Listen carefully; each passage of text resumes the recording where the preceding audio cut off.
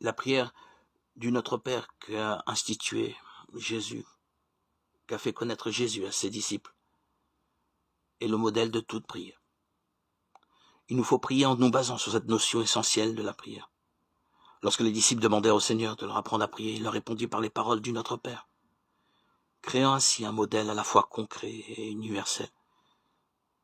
En effet, tout ce que l'on peut et doit dire au Père est dans les 7 demandes que nous connaissons tous par cœur. Il y a en elles une telle simplicité que même un enfant les apprend, et en même temps, une telle profondeur, qu'on peut méditer pendant une vie entière sur le sens de chacune d'elles. N'est-ce pas vrai? Chacune d'elles, l'une après l'autre, ne nous parle-t-elle pas de ce qui est essentiel pour notre vie, tout entière tournée vers Dieu, vers le Père? Ne nous parle-t-elle pas du pain quotidien, du pardon de nos offenses, comme nous pardonnons aussi à ceux qui nous ont offensés, de la préservation de la tentation, de la libération du mal? Lorsque le Christ, pour répondre à ses disciples qui lui demandaient de leur apprendre à prier, prononce les paroles de sa prière, il ne leur apprend pas seulement des paroles, mais il nous apprend que lorsque nous nous entretenons avec le Père, nous devons être totalement sincères et pleinement ouverts, le cœur disponible à accueillir son amour pour pouvoir le partager, le communiquer à ceux qui en ont autant besoin et qui ne connaissent pas le Seigneur. La prière a un pouvoir supérieur à tous les exercices spirituels. Comme disait un chassid Breslev, le rabbi Nachman de Breslev. Je me souviens, il y a plus maintenant de 40 ans que j'étais à la Yeshiva au centre de Jérusalem, étudier l'Ancien Testament, la Torah.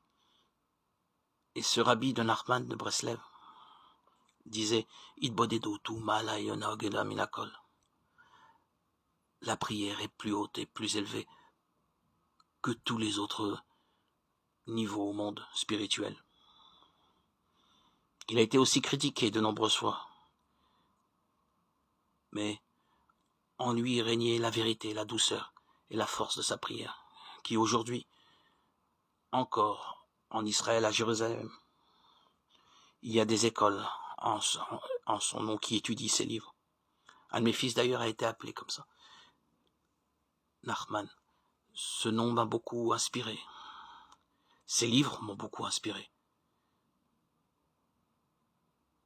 Le Seigneur, pas pour rien, m'a conduit à le connaître, à l'étudier, à le lire.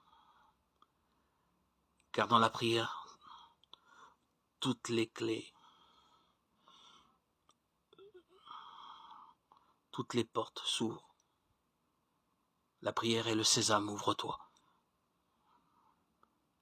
Il ouvre toutes les portes, que ce soit d'ordre spirituel, matériel. Dans la prière, nous rencontrons Dieu. C'est un véritable dialogue, un cœur à cœur. Et ce lien devient indéfectible. Le chrétien se doit de prier, tous les jours, quotidiennement. Un chrétien qui ne prie pas, cela n'existe pas. S'il ne peut pas dans son milieu professionnel,